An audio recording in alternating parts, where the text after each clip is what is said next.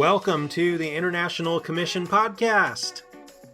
This is a really fun podcast where we talk about missions topic, cultures, travel, the Bible, how to share Jesus.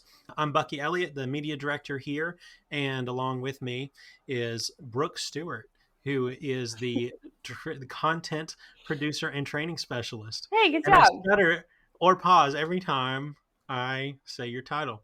I think it's been 3 weeks in a row though that you've said it. So But I've gotten it. That's you right. have, yeah. Maybe next week you won't stutter through it, but we'll see.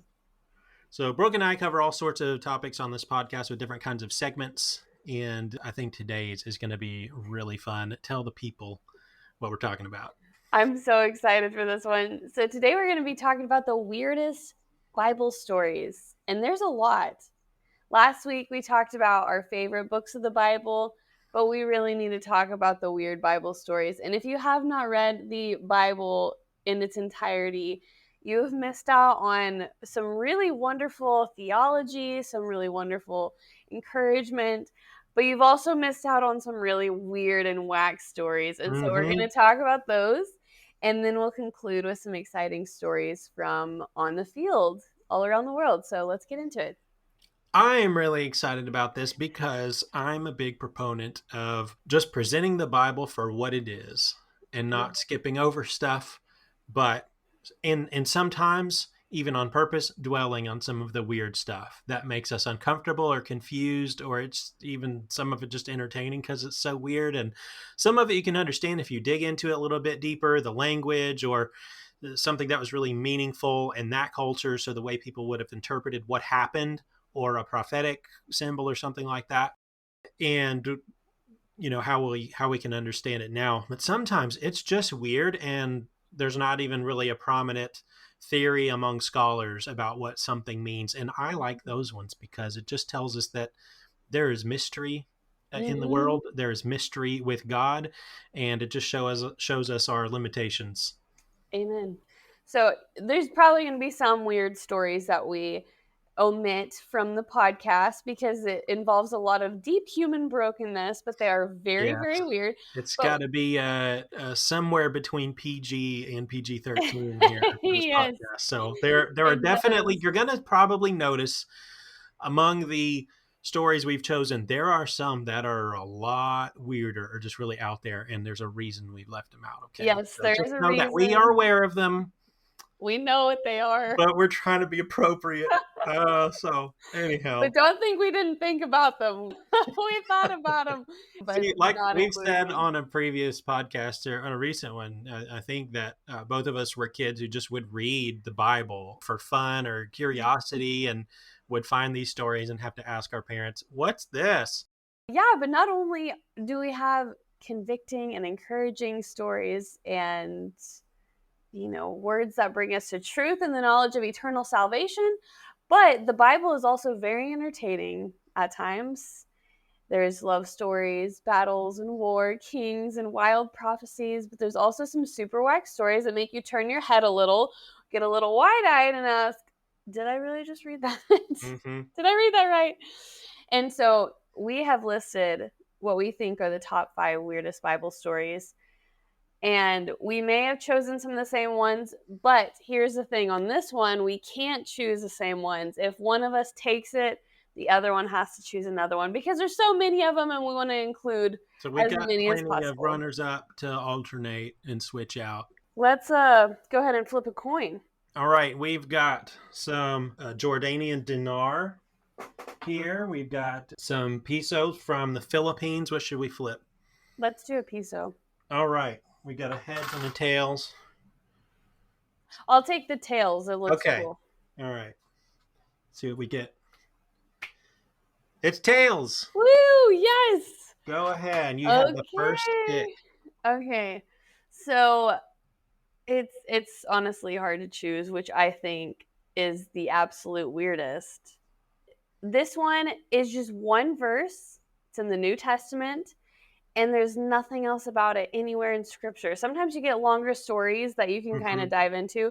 But this is from Jude, only one chapter. Verse 9, it says, "Yet Michael the archangel, when he was disputing with the devil in a debate about Moses' body, did not dare bring an abusive condemnation against him, but said, "The Lord rebuke you." So this random fight over Moses's Yep. body, which it takes place so much longer after the life of Moses, and I thought I it's so weird because it's just one verse and it doesn't have any other context. It doesn't talk about it anywhere else in scripture. It's just there was a fight between Michael the archangel and the devil about Moses's body. And I have no idea why there's a fight over his body. I have no idea why one of them would want his body. I don't know, but I think it's so weird.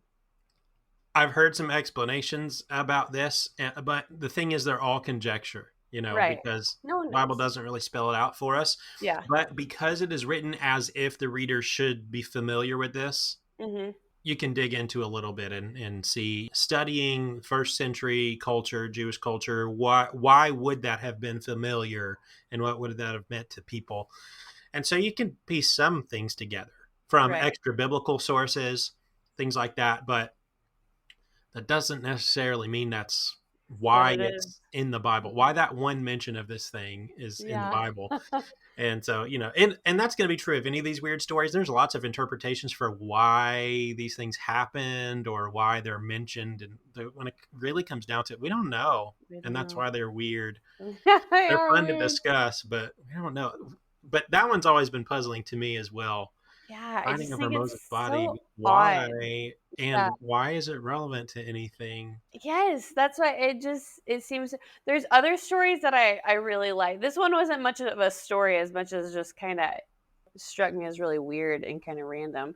But some of the other stories are really I like the longer stories where it goes into some weirdness. So there's a couple of things in Jude that are also weird, Okay.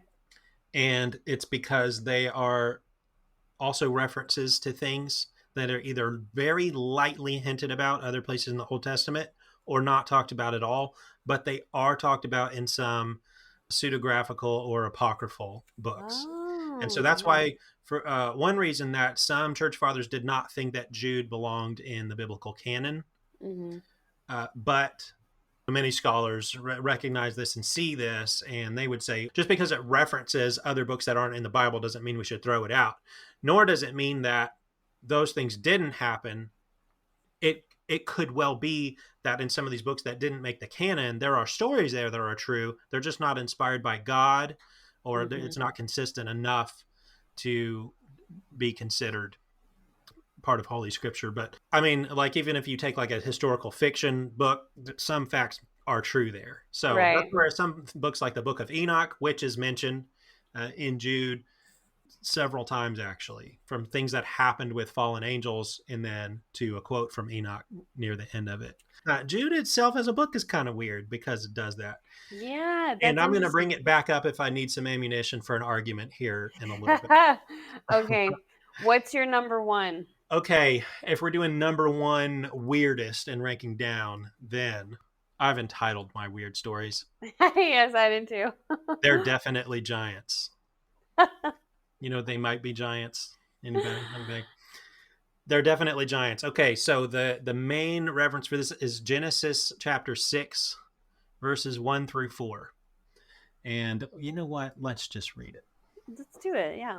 But basically, this is the Nephilim. So if anybody's really done any kind of deep dives into weird stuff, this is one of the first things you've looked at, because it's definitely one of the weirdest and most hotly debated mysteries of the Bible. And one of the first, yeah, one of the first weird stories that pops Very up. weird. In Genesis chapter 6, when mankind began to multiply on the earth and daughters were born to them, the sons of God saw that the daughters of mankind were beautiful, and they took any they chose as wives for themselves. And the Lord said, my spirit will not remain with mankind forever, because they are corrupt.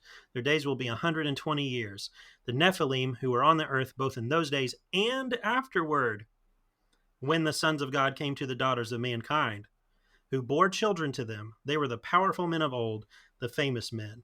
And then it goes on, when the Lord saw that human wickedness was widespread on the earth, and that every inclination of the human mind was nothing but evil all the time, the Lord regretted that he had made man on the earth, and he was deeply grieved.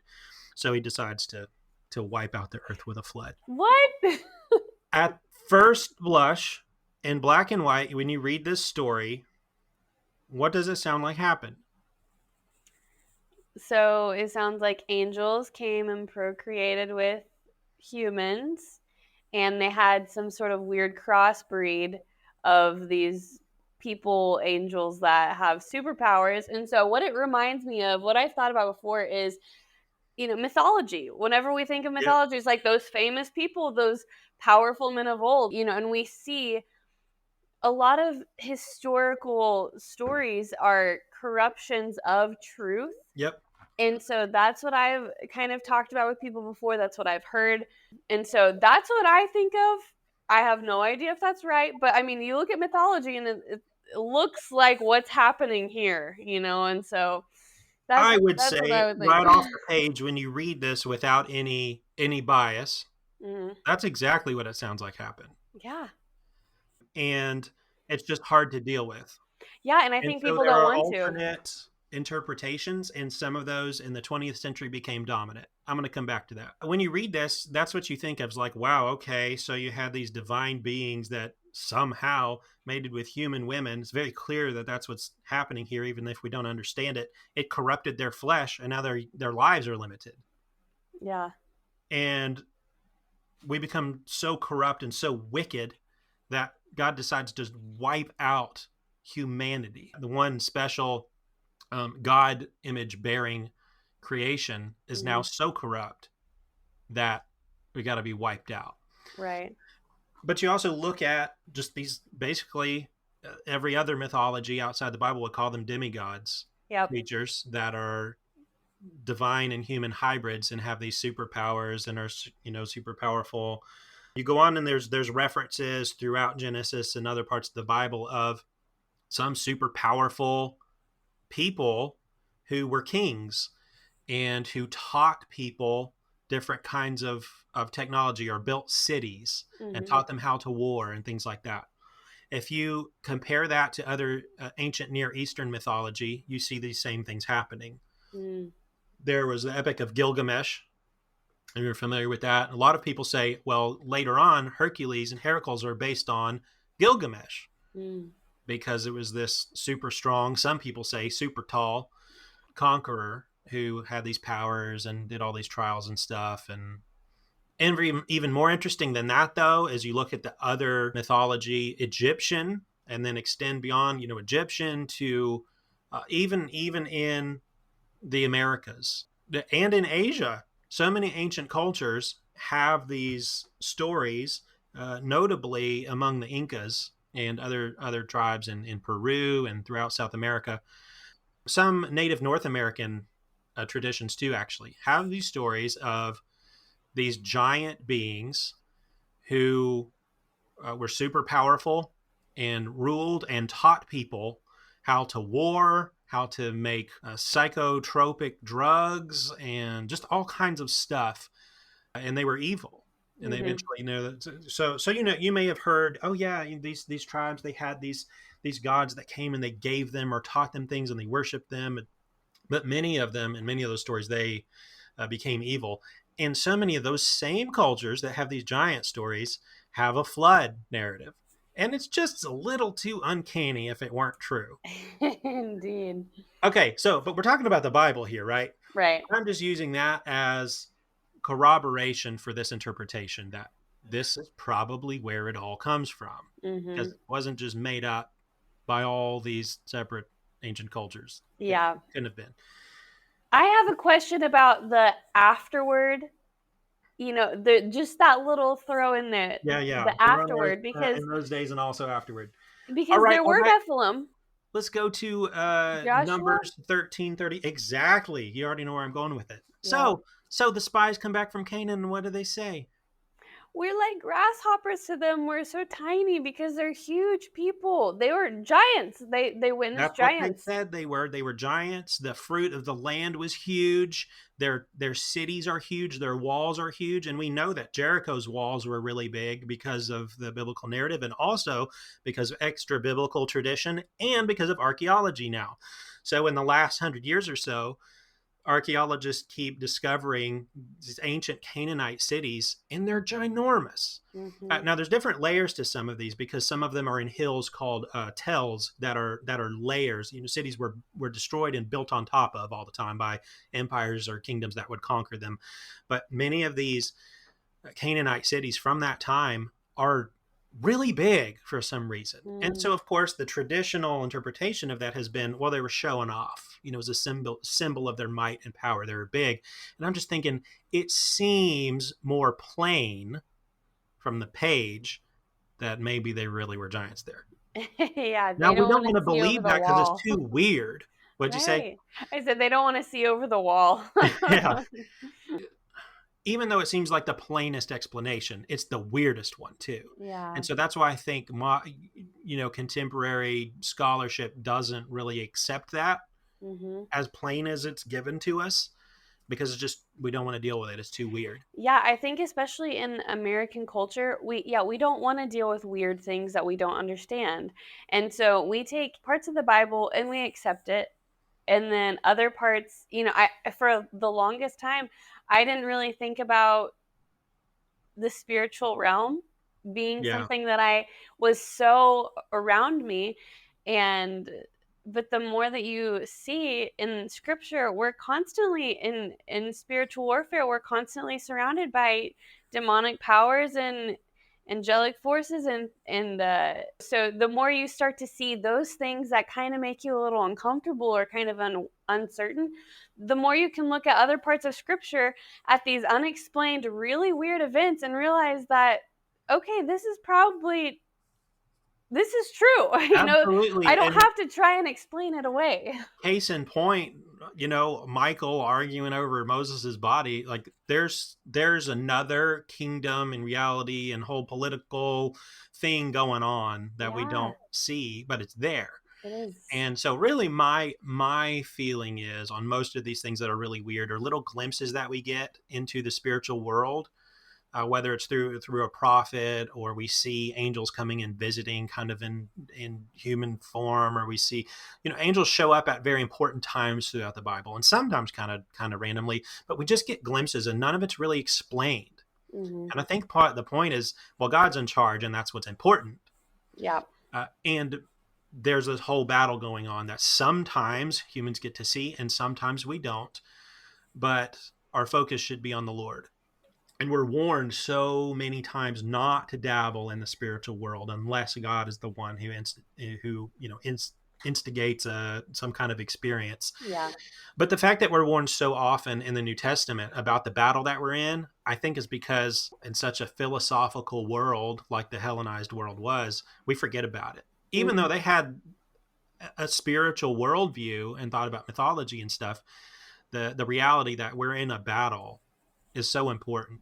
And so, I Yeah. mean, especially to us in the 21st century Western world where we're so academic. We're very academic, very logical, very Yeah, I believe what will you can believe what I see. Yeah, yeah. And we need that reminder. yeah, we do. We need to remember that there's a lot of things outside of our control, and there's a lot of really weird things in this world. And but thankfully, we have a God who's greater than those things, and we don't have to be scared or worried Absolutely. about it. But that doesn't hide the fact that that's a weird It's story. real weird, and the whole thing about giants is really weird here in the Bible and outside the Bible. Well, why? Like, why are there all these stories about giants? It's weird. Oh, the Anunnaki. That's another really interesting thing to look up Anunnaki. among Okay. the ancient Near Eastern culture. The Babylonians, Akkadians, Sumerians, Anunnaki. It's a very similar sounding story Yeah. where you had these beings from another world, and that's where a lot of these other ancient stories are too. I didn't mention that earlier. Stories of these giant creatures or gods from another place, another reality, another world. And so in some sense you could say, hey, angels are extraterrestrial creatures. They weren't created, in the sense that they were not created to live on the earth. we Correct. were we Yeah. were And so that kind of goes into my understanding kind of some of the spiritual warfare that we're in and what all happened with the fallen angels and these Mhm. Nephilim and stuff, is that in Genesis 6. Why would sons of God, which, by the way, the sons of God, which means angels, almost every time that term is used in Mm. biblical language, and also extra biblical language from this period of time, or especially in Hebrew, ancient Hebrew texts, sons of God means angels many, Hmm. many times. Why would they do that? Like, what was so Yeah. desirous of human women when they're lower status almost in creation? Why would you do this? And one understanding is they just had to corrupt the human Mm. line. Why? One, jealousy. One reason might be jealousy. This earth was created and it was good. Everything here was good and very good. Had anything been called that before? No. You'd think heaven would be the ultimate, like, good, but God had a purpose. And so creating the our universe and the earth and all the creatures here was good, and Mm. he created us very good. And so I think there was a jealousy there, and he gave the earth to us as our domain to subdue, to cultivate for his glory and with him Yeah. in person. And I just think that made some angels jealous. Yeah. And we can Well, also, these people can co-create with God. That's like, we can't do that. mm, God has given them a part of his character to be able to create other beings. This is amazing. And so let's do some of that, or let's corrupt their line, yeah. because there was a promise in given to the serpent in the garden that, hey, these people are going to be your undoing. Hmm. And so maybe it was part of just trying to prevent that from happening. I Yeah, don't know. that's what I was gonna say. Is it reminds me just, I mean, Satan knows that the gospel was was laid out clearly whenever the curse was put upon him, Yeah. that he the seed of the woman would crush him. And so, what do? You corrupt the seeds You of try to women. you try to make it not happen. Yeah, and you can see that throughout scripture, throughout history, of Satan trying to destroy the people of Yep. God, especially, once he sees, oh, Israel is God's chosen people, therefore this seed that's going to crush me is going to come from here, so I need to try and crush them Right. as best as I Right. can. And I And think that so, focus came because they were on the earth in those days and then also afterward. But what you see is here before the flood, the earth got so corrupt that only Noah was righteous. yeah, That's pretty bad. that is pretty Or bad. this one family, like, that's pretty bad. Yeah. For things to get that bad, you Yeah. wonder, like, maybe the enemy was like, all right, I've done it. Yeah. Yeah, but you didn't. You didn't do it. So the also afterward, I don't know how much I want to talk about that because we really don't know. But one other big reason to accept this interpretation, that it is exactly what it sounds like, Hmm. is that the Nephilim were offspring of angelic beings and humans, is because that's one of the prevailing traditional Jewish views of it as well. And so Okay. people at the time, up until 100 years ago or so, this was the understanding. This is what they thought. This is what it meant. Now, that's not across the board. Even some of the church fathers believed something different or just didn't know what it was about. But the book of Enoch again. So Jude references the book of Enoch. I think First or Second Peter do as well, and that doesn't mean it's totally credible. But what they quote is parts like, "And the angels who did not keep their positions of authority, but abandoned their proper dwelling, Mm. these he has kept in darkness, bound with everlasting chains for judgment on the great day. In a similar way," this is the next verse, "in a similar way, Sodom and Gomorrah and the surrounding towns gave themselves up to sexual immorality and perversion. They serve as an example of those who suffer the punishment of eternal fire." Wow. Um, in a similar way, so that sounds like the angels who fell, who didn't keep their proper dwelling, perverted themselves in this way. And so there you go. There's some credence for this interpretation of it. And there are some quotes there and later on of the book of Enoch. The book of Enoch is an extra biblical book. It's not part of the canon, but it totally spells out what happened. That these sons of God were also called watchers, and they're called that in other Hebrew traditions as well. These were part of Satan's third that fell. and they were meant to watch over mankind, but instead they came and mingled with us and messed around and taught us things they shouldn't and produced offspring with human women and all this stuff. And so that was the Watchers, and they are chained up. And you see in Revelation that there are these angels in prison for some reason that all the stuff's going to happen to and through. But the Nephilim are their offspring. And so how are they on the earth then and afterward if these Watchers are locked up? Well, one, we don't know when the Watchers were locked up. Yeah. And so maybe it happened again.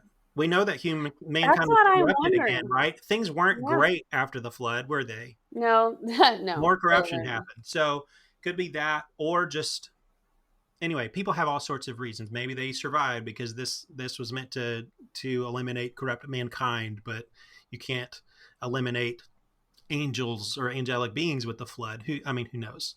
Yeah. But the fact that Joshua and other spies say that the descendants of the Nephilim are in the land. They didn't just say the giants are there. They said that these were the same thing. Mm-hmm. There are also giant tribes called the Rephaim, the Mm-hmm. Anakim, and these are all We see him multiple times in the understood Old to be, Testament. yeah, Yeah. and some of them are named. Og, king of Bashan, Goliath, and his brothers. They were all considered to be Nephilim. Yes, And so Goliath. Yes. I don't know what to do with all that, except that this was around and this was a thing that was happening.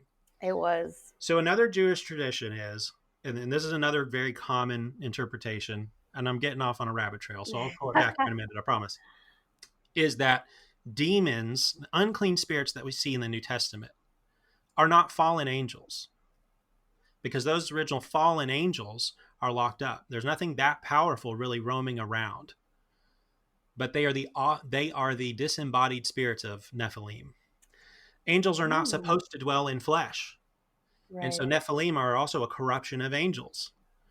And so when they die, they can die. And when they die, their whatever their spirit is doesn't have anywhere to go. Because angels weren't supposed to die. So they don't go to heaven. They don't got to, what happens to an angel, a hybrid spirit? It wants to inhabit a body. Interesting. And so it possesses people or pigs or whatever.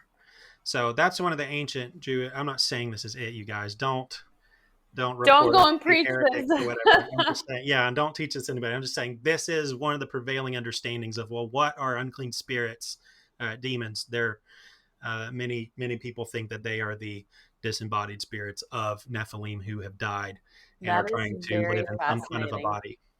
That's really interesting. So there's all that weird stuff. You also have the fact that Nephesh is shares a root word with Nephilim, and it means serpents or fire or bronze. So the bronze serpent that was lifted up might have been a symbol of the evil corruption of mankind, and just weird stuff. Like it just goes on and on. Yeah, there's a lot of really weird. There's weird things in the New Testament, but way weird things in the Old There's some Testament. weird stuff. So. Okay, plenty, probably way too much on that one.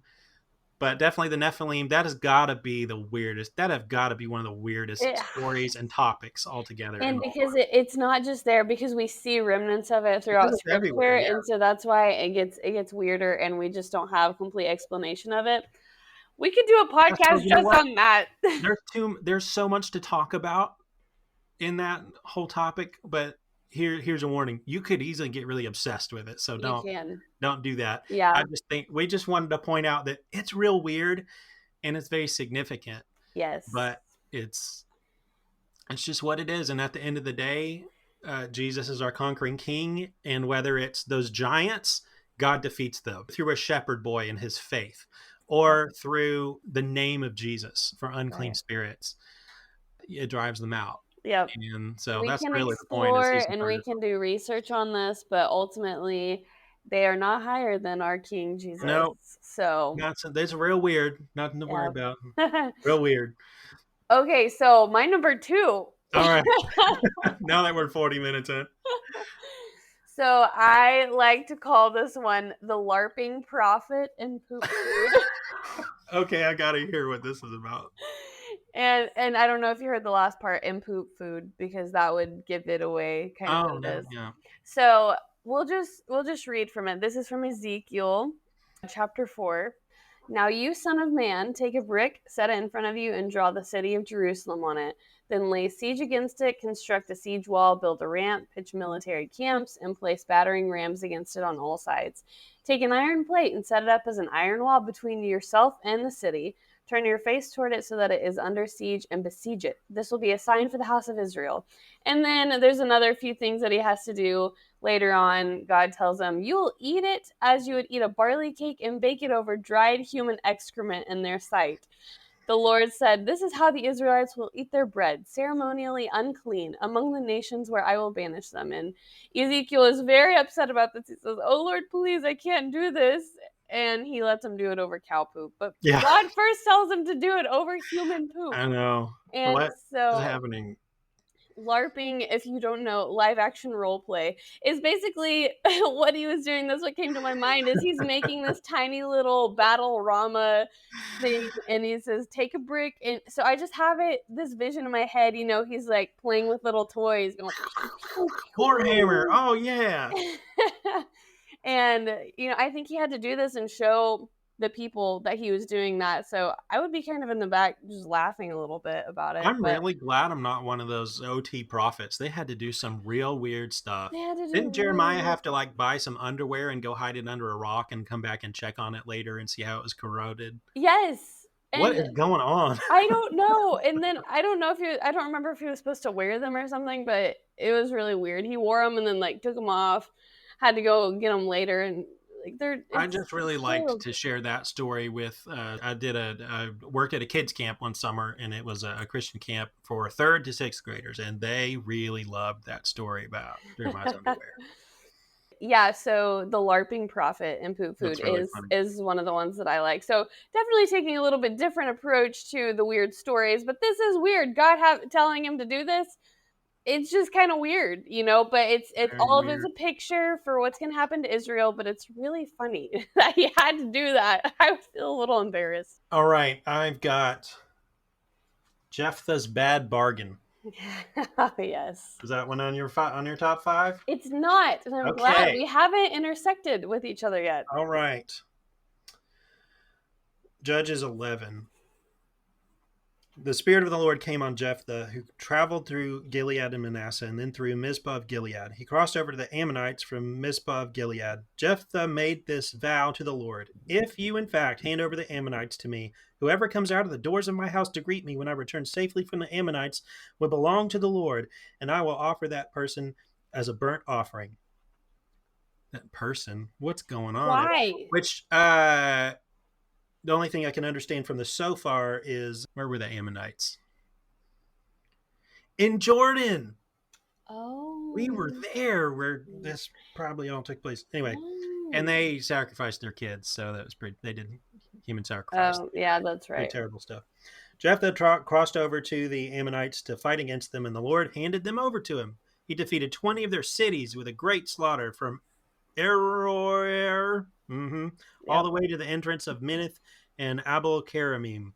So the Ammonites were subdued before the Israelites. When Jephthah went to his home in Mizpah, there was his daughter coming out to meet him with tambourines and dancing. That is so sad. She was his only child. He had no other son or daughter besides her. When he saw her, he tore his clothes and said, "No, not my daughter. You have devastated me. You have brought great misery on me."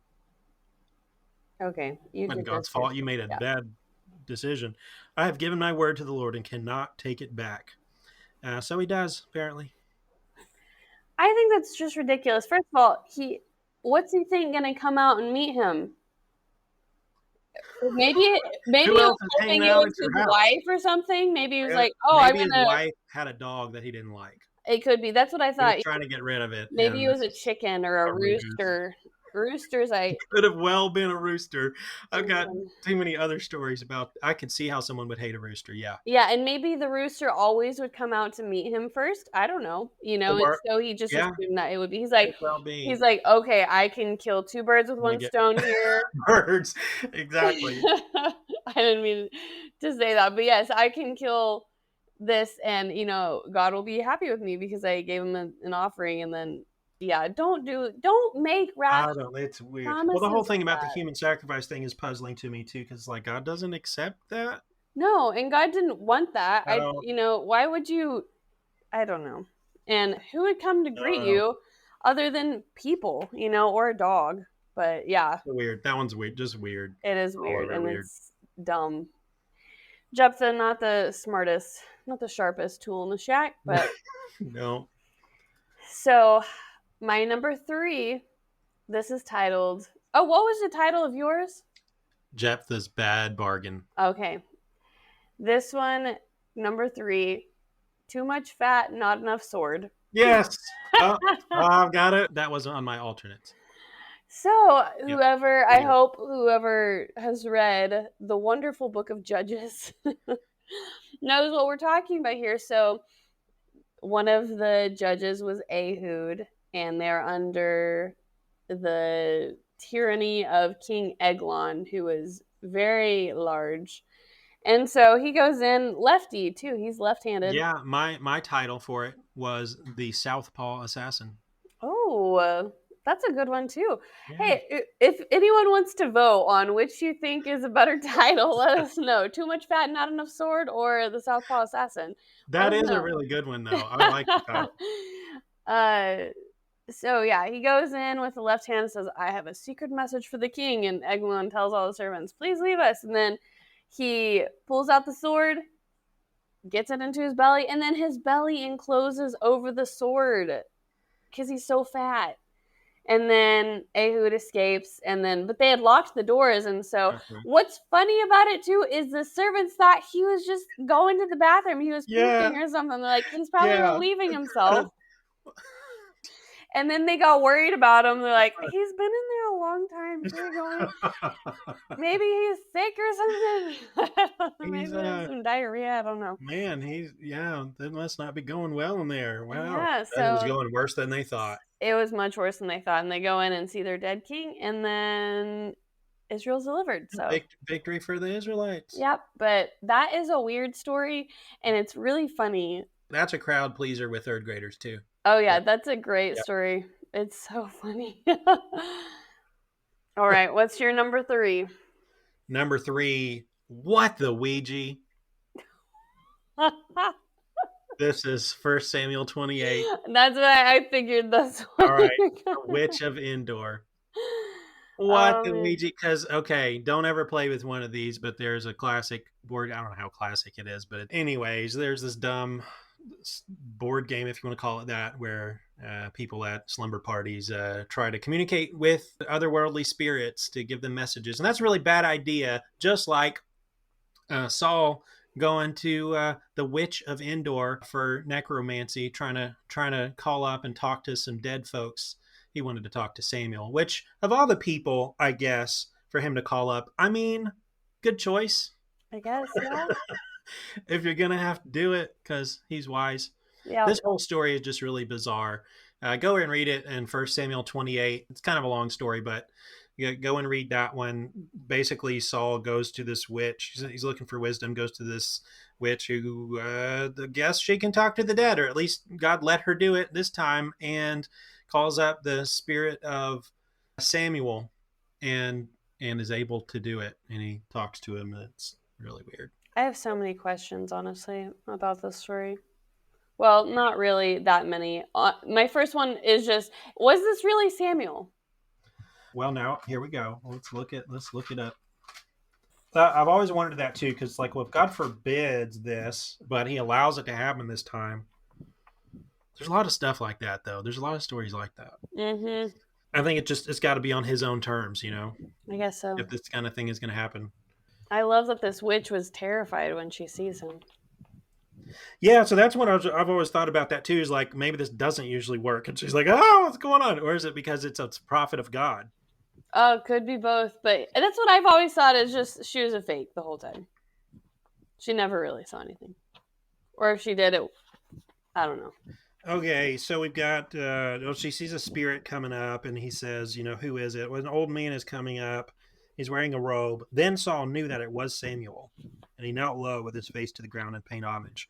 Why have you disturbed me by bringing me up? Samuel said to Saul. I say that he had to be sleepy and grumpy. I guess I don't know. Yeah, and it says Samuel answered, and yeah, so Weird. That is really weird. Weird. All right. What's your what do we one, Number two, three, 4, four? I think I'm gonna go with a talking donkey. Kind of Solid, wanted to try solid. like Shrek, but I um, now hear Eddie Murphy's voice in that story. I'm not sorry. that's great. Yeah, so Balaam's donkey. Balaam was going, and a king wanted him to curse people. Anyways, it was a wild time, and It was a wild time. yeah, and so the donkey kind of stops, and then he gets kind of crushed against the wall or something, and then he hits his donkey a few times, and then finally the donkey's like, "Why did you strike me?" And then he doesn't even question the fact that his donkey just spoke to him. He just goes on to have a conversation, and then his eyes were open and he saw that it was the angel, and the angel was like, "You better be happy that your donkey stopped you, because God sent me to kill you." And so, it's all a little bit weird. First, Lots of weird layers that there. the donkey could see the angel, that the donkey talked, that Balaam didn't even question that the donkey was talking. No. And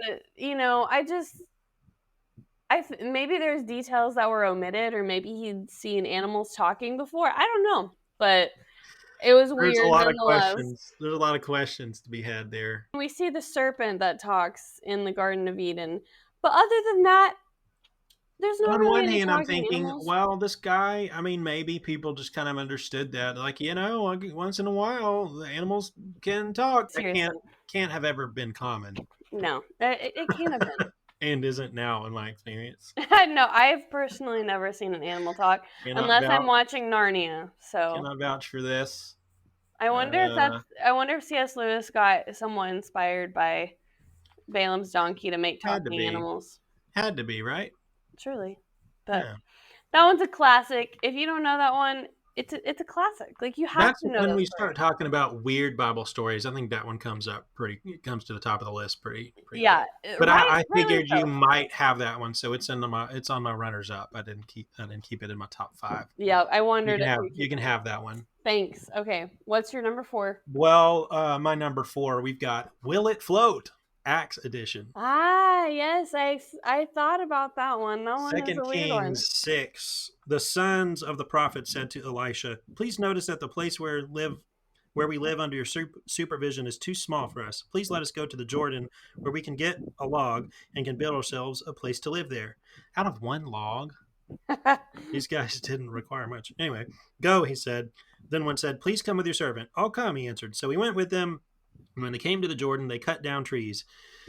Those trees down by the Jordan aren't very big either, by the way. I've got questions about that. Maybe they were expecting it to be like the oil and the flour or Yeah. something. Hey, 'Cause things will just multiply. This will be great. We just need one tree. That's pretty good faith. we just need one stick. That's all we Yeah. need. Yeah. Well, that's not the weirdest part of the story. As one of them was cutting down the tree, an iron axe head fell into the water, and he cried out, "Oh, my master, it was borrowed," which is hilarious. It's not even Bro, mine. that wasn't even mine. Then the man of God asked, "Where did it fall?" When he showed him the place, the man of God cut a piece of wood, threw it there, and made the iron float. Then he said, "Pick it up." So he reached out and took it. What is going on? I don't know, but what it would not never be my first instinct when someone says, "Oh no, it fell in," to be like, "Okay, well, let's ask for a miracle from the Lord on this one." You've got a sermon going now. I Uh-oh. Okay, so the Yeah. next time you drop someone else's axe into the water, I promise you, the next time my axe head falls off into the stream, I'll pray for a miracle first. That's what I'll do. will you do it if it's yours or only if it's your neighbor's? Just if it's borrowed, yeah. Yeah. The iron floating though, I mean, that's it's just kind of a Why a random stick? crazy one, yeah. I don't know. It's kind of like the waters at Mara. Oh yeah. Uh, Throw in a so the Israelites came to this. This one's an honorable mention. So here's a bonus weird story. The Israelites come to this oasis or this spring in the desert. Everybody's really thirsty. It's bitter water, so now they're super disappointed. And everybody's bitter, hence the name Mara means bitter in Hebrew.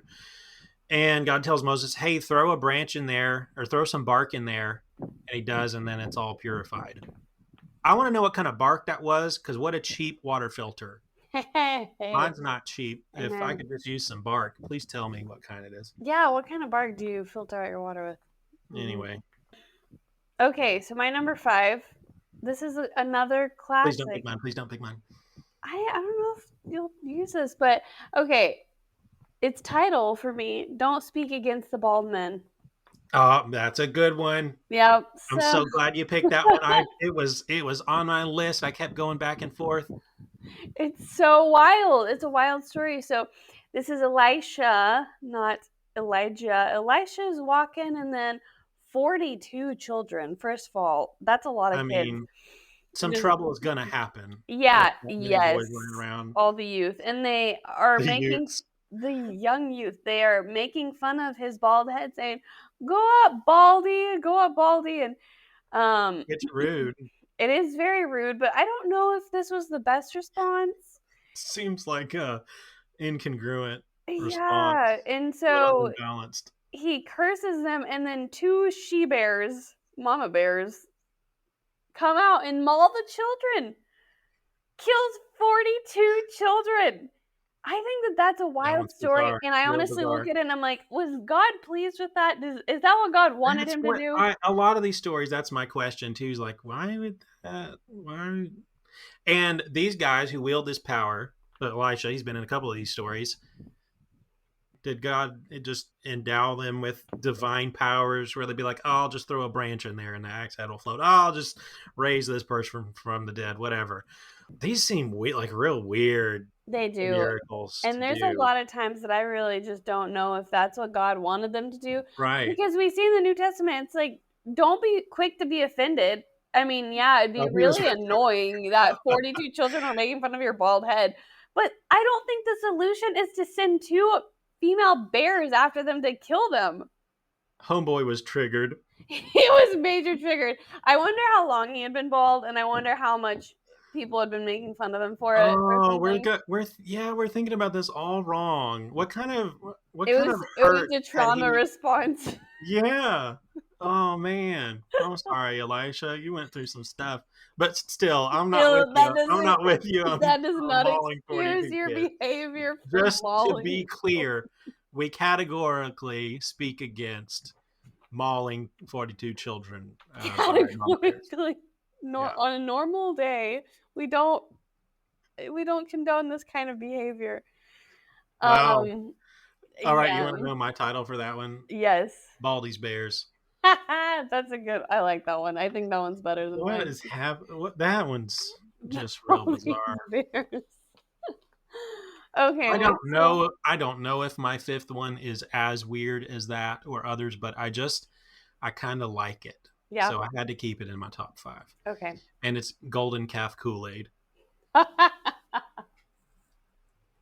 The people of Israel, after Moses had gone up on the mountain to receive the law of God, got into some really bad decisions and partying and convinced themselves that they should. And Aaron went along with this, by the way. He Moses' didn't own just brother, the first go priest. along Come with on, it. He, why are you? Yeah, more than that. yeah, he was the one who was You know, like, he put up okay, some resistance, but it wasn't real strong. And I don't know no, how long it was before he was like, you know what, fine then. yeah. But he got wrapped up into it apparently because they were dancing around and partying and decided this is taking too long. We need some kind of a god to worship. Hey, let's throw all our gold in the fire and make this golden calf. This is our God who brought us out of the land of Egypt. Come on, y'all. While the mountain beside them is still thundering. God is up there with Moses physically. Anyways, It's all right, ridiculous. y'all know that part of the story. But later on, part of Moses' judgment and punishment on the people is that he grinds up the golden calf into powder, puts it in the water, and makes them drink it. That's pretty rough, honestly. That That one sounds like seems a pretty. punishment for children. You know, I know. I it's would, like eating which, so. by the way, we also neither of us would ever do to a child to make them No, drink some gold. I Okay, would not do just that. in First of case all, what anyone would that wonders. do that to your? I don't know what that would do to It your doesn't system. sound good. I don't think your Um, digestive tract would like that. most metals aren't really good for you. How many parts per million gold did the people? How far did this golden calf stretch? Yeah. If you grind up one golden calf for, some people say, upward of maybe 4 million people, you're probably not getting much in a No, cup of water. probably not. It But probably still tasted weird though. yeah, I bet Moses, he probably added something or asked the Lord to add something to make it taste really horrible. Drink all of it. all of this drink. Yeah, I want to see you drink it all. I want to see that cup empty. I see you back there, John. You haven't had your drink of Kool-Aid yet. Come on. I know you were dancing too. It was probably Dathan over Dathan. here. Was he dead yet? I don't know. He was No, bad. I think later. That was later on. He was bad. There were some other pretty extreme judgments too. The ground swallowing people up, fire shooting out. There's a lot of stuff going on, but they were bad. They were bad. Bad people, but weird, wild things happen. It was crazy. Maybe the whole point was just keep your act together, because you don't know. No, that's where the fear of the Lord comes. And you see David Oh talk yeah, about the fear of the Lord quite a lot. And there's a reason. Because if you, yeah, just here's what happens whenever you don't fear the Lord. Wild things will and the happen. bears hadn't even happened yet by then. I And mean, there was all no. kinds of stuff that could happen to you, but Yeah, fear the Lord and honor the people, honor the prophets that he sends to the people. that's the thing. Really, I think going back to Elisha and the bears is anytime I've ever really studied it, best we can come up with is that these kids dishonored the Lord's prophet. He was his representative, main Mm-hmm. representative on earth at the time. Yep. And so disrespecting him was disrespecting the Lord. I don't know. It doesn't say all that, but it's the best guess we have, I guess. Yeah. Here's some honorable mentions that I would use if you still we didn't steal each other's for the I most know. part. I'm really So amazed. I know. So a big fish, Jonah and the whale. I mean, it's Really weird. weird. Yep. So A lot of it's weird. fish tax. That was a weird one. So That's a good one. it is Yeah. a good one. So, yeah, whenever Jesus is talking to Peter, it's just a really short story in Matthew, and it's not in any of the other gospel accounts. But he tells him to go and get a fish, the first fish that he gets, take the coin out of his mouth and pay for the tax for There you him go. and Your taxes Jesus. are paid. Yeah, I and should try it. it's just wild. It's like, why did you decide to do that? It's kind of like the axe head. It's just like, what made you decide to do that? Why? Except that that's the most impossible way to pay your taxes, so only God could have done it. That's true. I I don't wish. know. I So mean, I should fish more. I know. I wonder how many people have, just taken a look inside of a fish's mouth. It's not my typical practice, really. You get your hook out, and of course, I don't catch many fish either. I I'm just don't not very either. good. I'm not a fisherman. Some other ones, demon pigs. We all know Yeah. Jesus sends demons into pigs and they run off a cliff. That's weird. Just straight up, it's weird. Wrestling match with God. Mm-hmm. Jacob wrestles God, gets his hip touched out of socket, and then wants a blessing. I don't know. Just kind Yeah. of weird that he And decides to wrestle God. his hip is out of whack the rest of his life to remind him of it. Yeah, and also it's like, why did God wrestle him for that long? I mean, he could have taken him out easily any time, but then they're wrestling for a really long time. But Jacob struggles with God. Yeah. Or Israel struggles with God. Mm-hmm. So you had to have a basis for the nickname, I guess. I guess so. Yep. The last one, The Walking Dead. That is definitely the weirdest story in the book. I'm wrong. I must backtrack on my Nephilim, because if it's the one I think you're thinking, that is mega weird. Okay, so there's Ezekiel account. Okay. Is that the one? It's not the one. It's the one when Jesus died. Yes.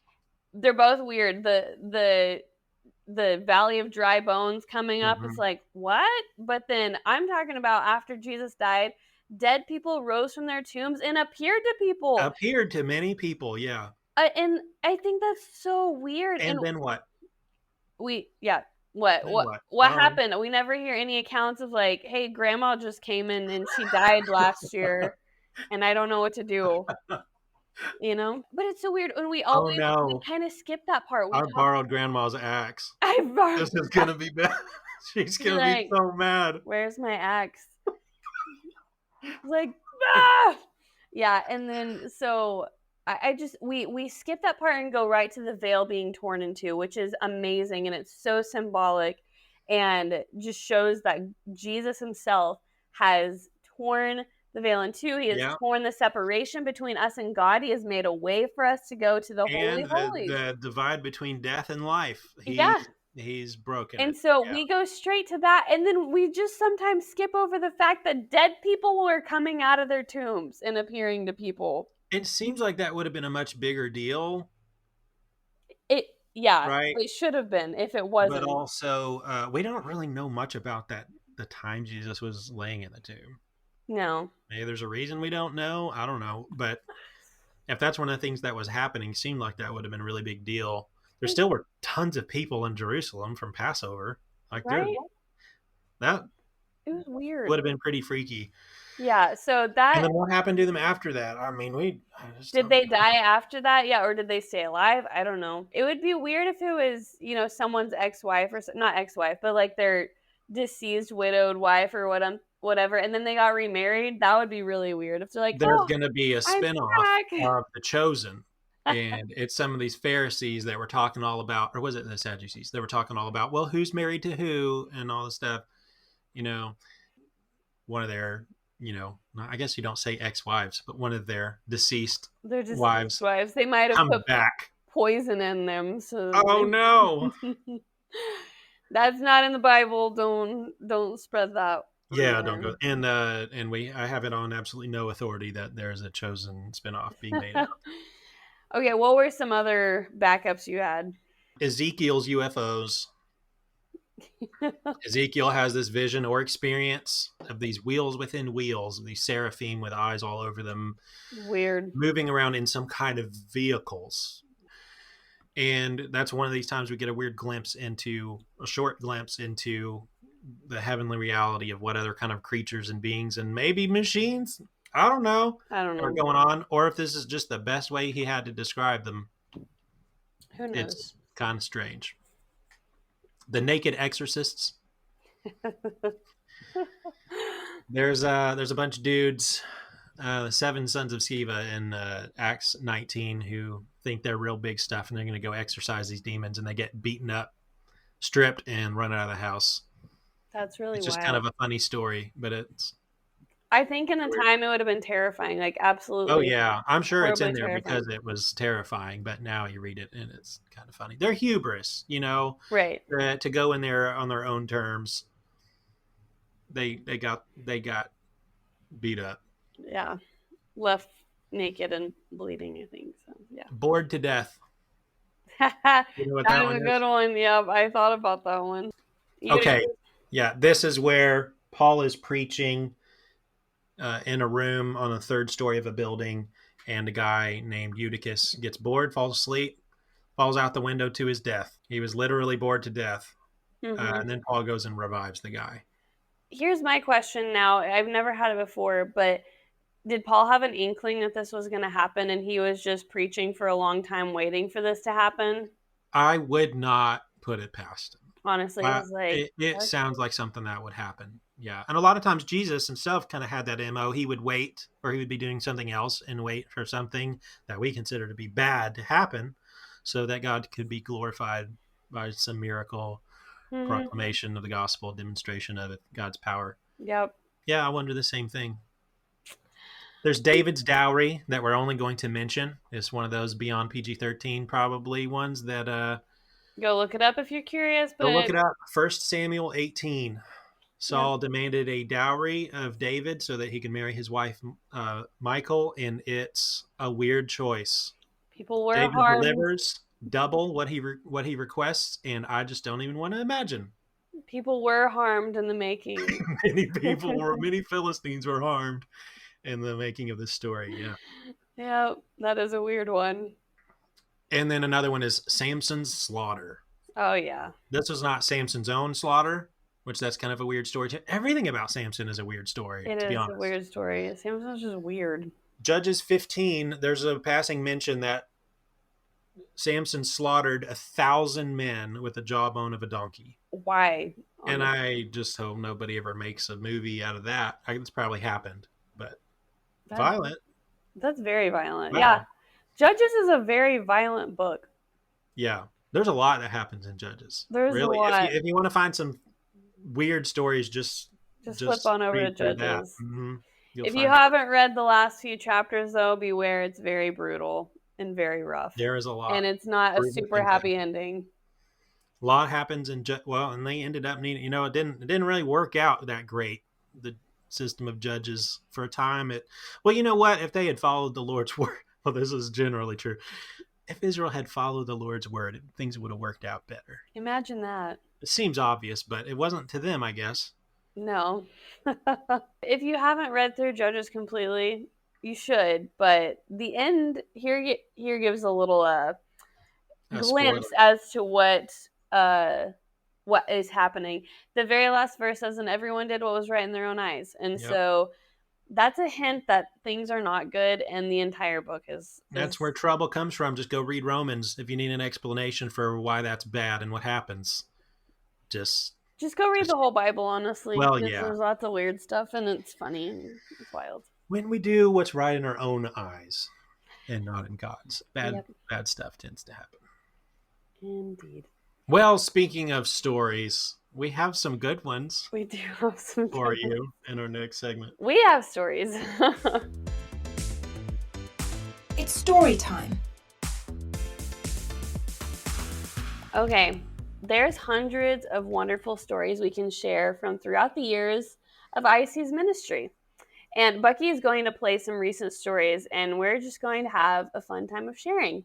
And I think Bucky has a few as well, and I have one that we can share. And so go ahead, Bucky.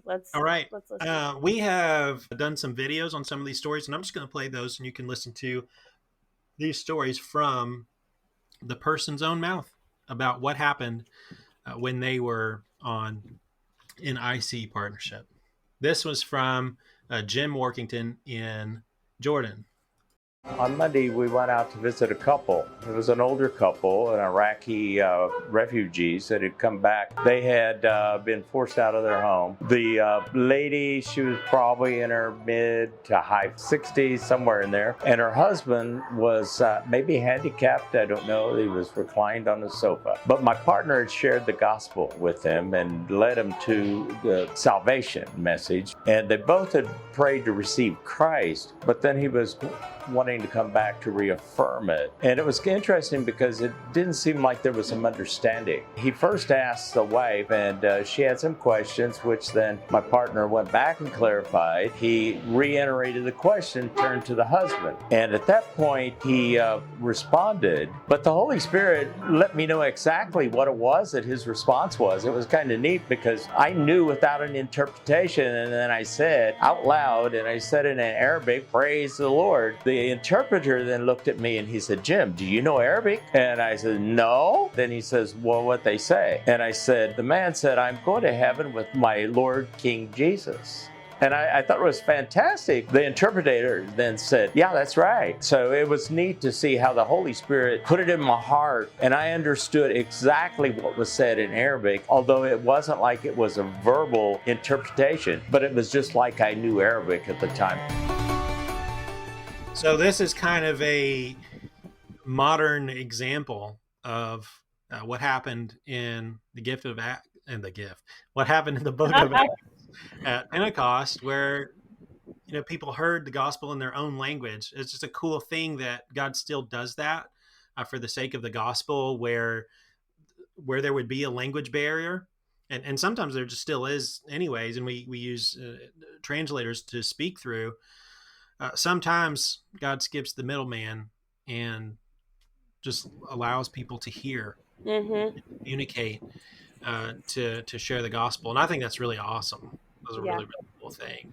So I haven't experienced this exactly, but I do speak some Spanish, and there have been times whenever I'm going, and a lot of times, in just casual conversation, I will forget so many words, but then there's been times whenever I'm sharing the gospel in Spanish, and the words just flow out of me. And people have asked, what did you say? And I would say, I don't honestly remember all that I said. Or, it's like, I can tell you what I said because I was sharing the gospel. In general, I can tell you. Yeah, but I don't know exactly how the Lord did that or how I was able to communicate still. But I think this story is so cool. It's really cool. And I think especially in that context, in the Muslim world, a lot of things like this are happening. And you can take it on good authority from, well, if you consider us to be good authority, you can take I our don't word know. for it that we have heard many and have experienced things like this where God is doing miraculous things to reach people with the gospel. Many Muslims are having dreams and seeing visions of Jesus, and the gospel is being shared across linguistic and cultural lines, and it's just a cool thing Yeah, to experience. language barriers are no barrier to God. Not a barrier. One of our next stories is one very much like that. So you guys get to hear one of Yes. these from Valerie, who's a participant from Texas who went to Spain, and I think this is her first ever mission trip, or at least to Europe, and God really surprised her with a story like this. An Arab woman whose husband accepted Christ during an international project in Spain brought her sister to the closing rally at the end of the week so that she could hear about Jesus too. And so when the rally was over, we sat down and I began to share Christ with her sister. And at the end, when I asked her if she wanted to receive Jesus, she said yes. And then she looked at Israel and she said, I understood everything she said. And then she got chills all over her. And so we were so excited for her. Well, then when I went to pray the prayer with her, she got upset. And she said, no. My translator said, she's not ready yet, and he walked away. Well, then I didn't have a translator, and me and my partner Lisa that went around with me this week, we didn't want to let her go because we knew she said yes to that prayer. So we prayed over her in English, and then we walked away, and she went over to our pastor, Pastor Andrea. And we see Pastor Andrea grab her, pray with her, spend time with her. So we were like, oh, okay, God, you wanted Pastor Andrea to finish and help her with that prayer. You wanted her to connect with her pastor. But he came up to us and in perfect English said, I need you to pray for her, and this is what I need you to pray for her about, in clear English to us. And I remember for a moment thinking, wow, he was holding back on us because he really can speak English. Well, then Guy Weathers, International Commission employee, his wife comes up to me and she says, Valerie, does he speak English? And I, for a brief moment, looked over and said, no. And I looked back at him. Well, from afar, she could hear him speaking to us, and she could tell that me and Lisa were understanding every word he said. I was hearing English. Nancy was hearing Spanish. Wow. That's all I can say is wow.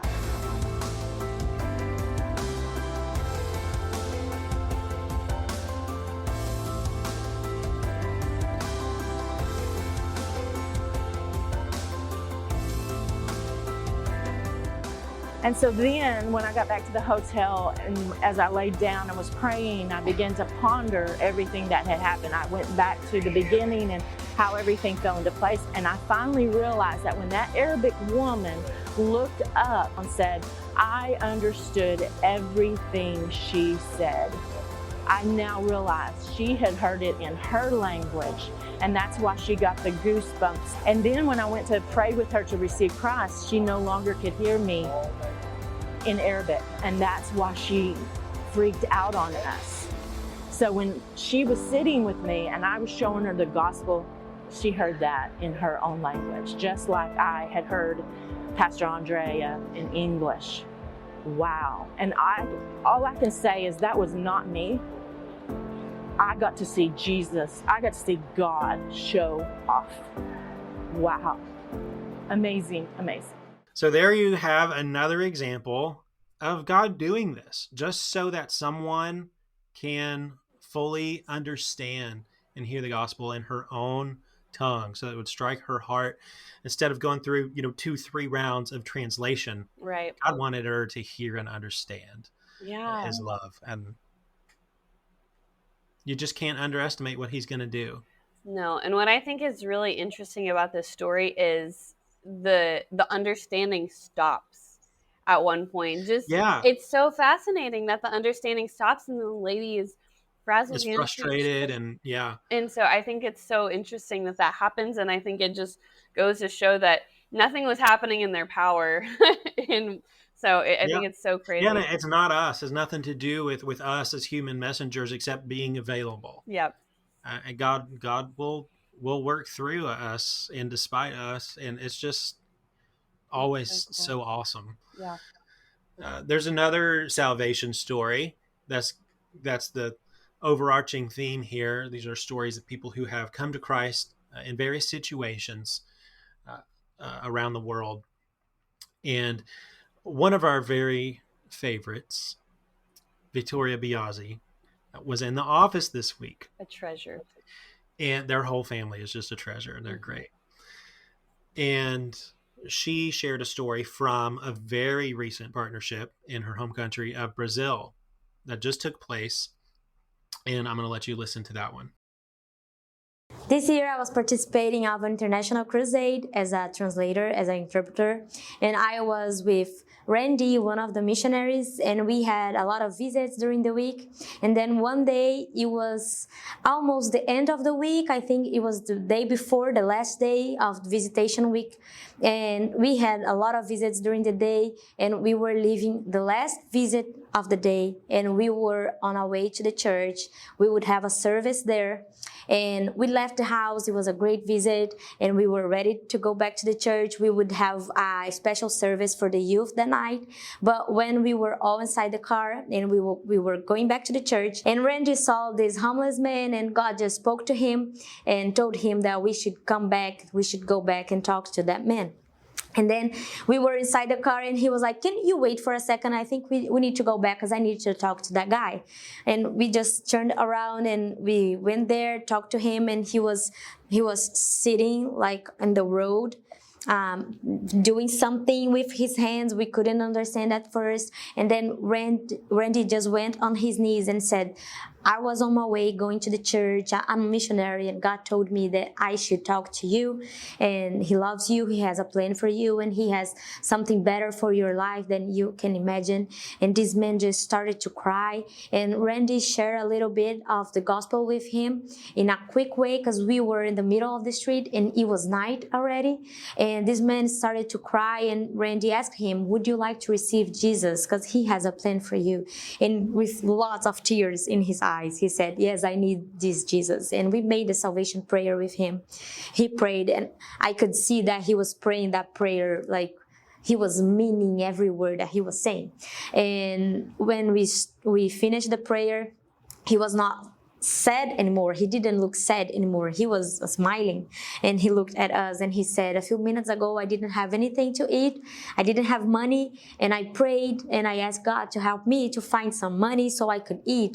And I found this plastic bag." That's what he was doing that we couldn't understand at first.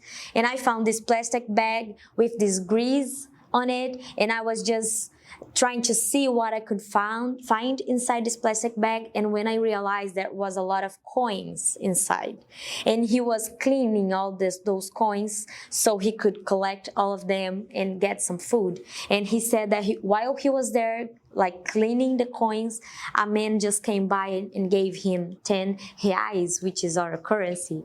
And after he told this story, Rand said that he was already feeling that he should also give some money to him.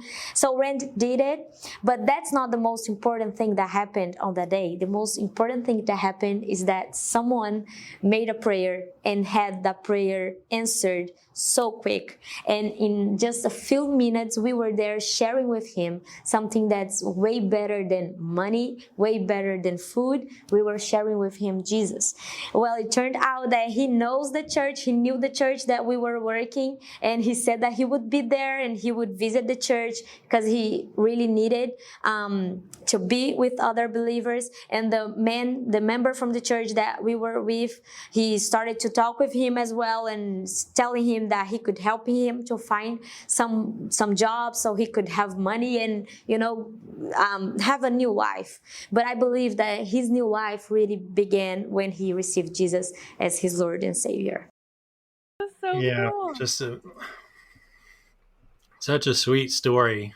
Yeah, that is really sweet. And I really admire Randy's attentiveness to the Spirit's leading. Mhm. And That's so cool that that man just, he prayed and the Lord provided more. He provided spiritual food for him. He provided life. On these partnerships, we have a plan, we have a strategy, we have things scheduled out, we have home visits, which are the bread and butter of what we do, but we've got to be attentive, like you Hmm. said. And look what happened. God planned this long ago, Yeah, but they were there at, right place at the right time, they because were. God had a meeting planned for this guy. Yeah, So that's a cool that's thing. so cool. I've got a story to share as well from my experience, and I just thought this was really kind of mind blowing. I was in Cuba several years ago, and we were at a house church. And after we worshiped and were studying the Word of God and spent time together, and I got to talk to some of the church members.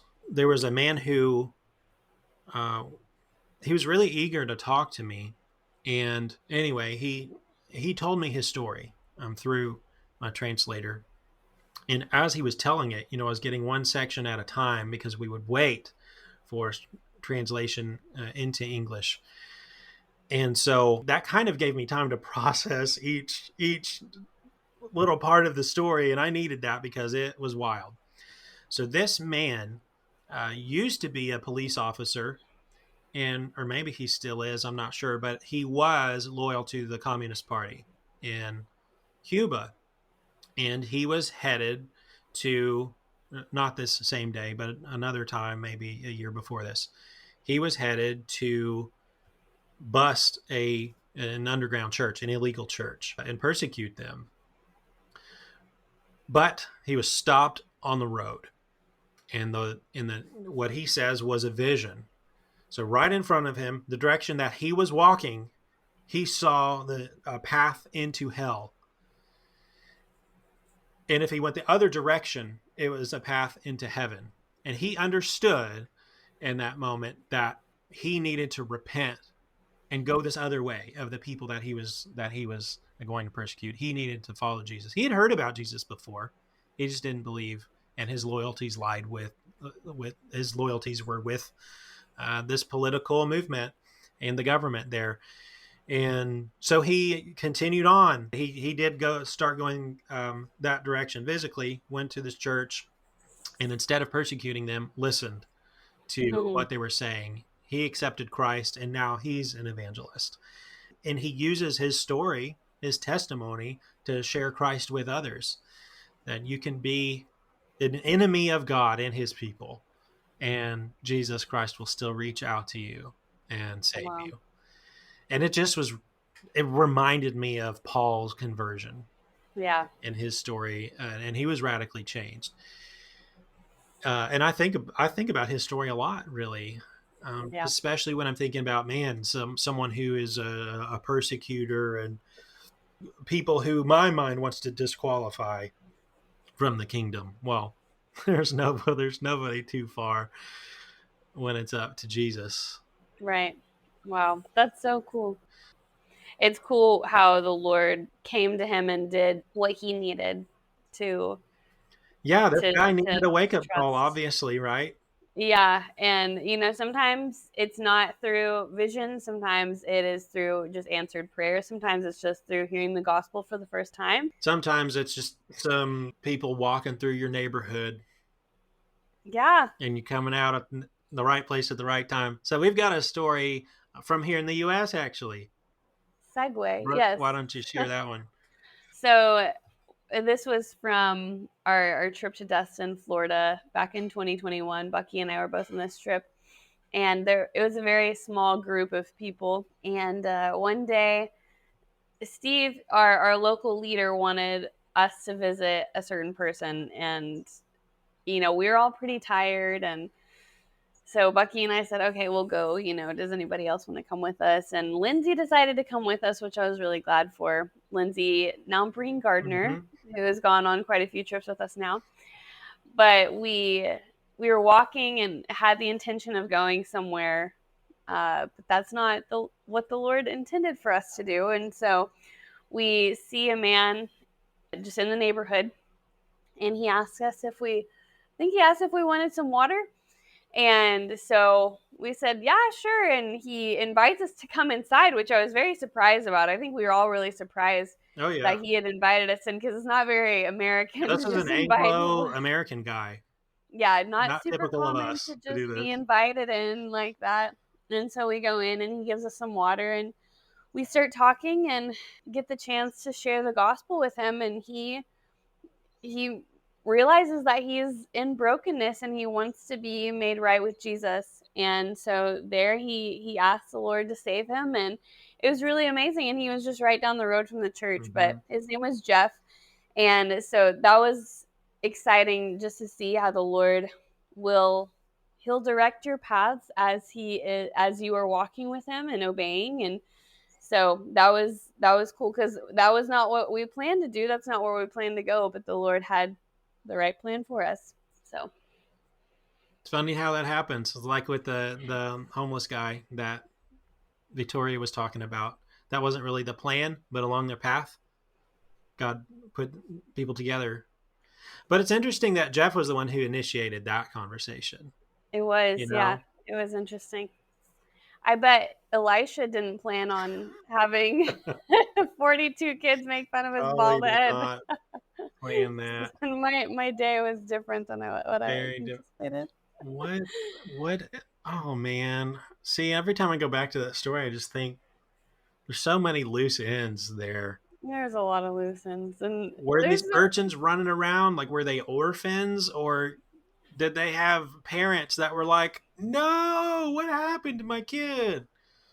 yeah, and who is able to tell the story? I mean, they would just come and see that bears mauled them. They wouldn't know that I the mean, prophet were there cursed them. bystanders? Listen, Brooke, if you're a bystander to that situation, do you intervene?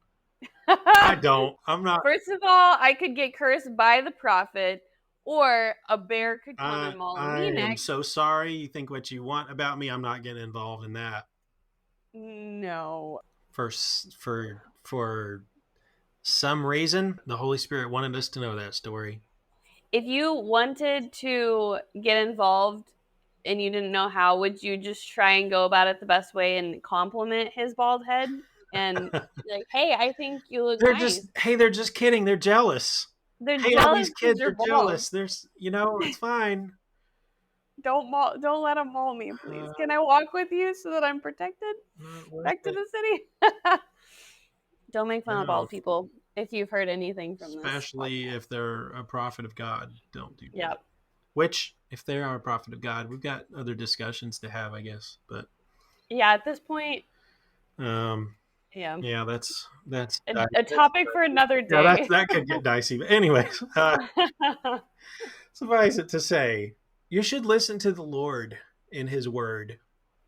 In any case, even if it's weird, hmm listen to His Word. Look, it's going to be entertaining It is. and fascinating. Maybe the word of the Lord will come to you as He speaks to your heart as well, maybe in a dream. God does all sorts of things to reach us, but I can't promise that you're going to experience floating axes or Talking donkeys. talking. Yeah, That one's a bad situation though. So make sure you're in the better well, situations. a lot of these were a bad situation that people probably shouldn't have Couldn't have been. been in, You know, I yeah. can't promise that you're going to see a giant. You probably don't want to do that either, No. but you will see some pretty amazing things happen, like these stories that we've shared that we do know about. Right. If you just follow the Lord in His promptings, tell that person about Jesus. You have an inclination that this person needs to hear. Tell them. Yep. It could be the day of salvation. And you know what? You can go with us in the U.S. and overseas and experience some really amazing movements of God too. We hmm have one of the many things that we do in our ministry is take North Americans on mission trips, and you can go with us and experience some of this stuff. So go to internationalcommission.org/go. I'm working real hard on a segue, y'all. Just please roll with it. But really, we want you to be involved in our ministry, not just hear the stories, but you can live them. So come get involved with us. If you like this podcast, if you want more people to hear it, if you want us to be able to reach more ears with stories that glorify God and with missional opportunities, Brooke, stop laughing at you can do that with us as well. Find our job postings, find ways that you can pray strategically, that you can give to continue this ministry and help us reach the outermost parts of the earth. And again, you can go with us. Mm-hmm. But we'll continue telling these stories, and we'll continue equipping, enabling until everyone, everywhere has heard the good news of Jesus. So long. So long. Farewell. Auf Wiedersehen. Goodbye. I gotta stop. Adieu.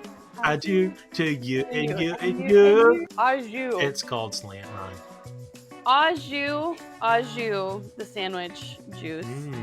You and you and you. We're off the rails now, folks. Come back next time.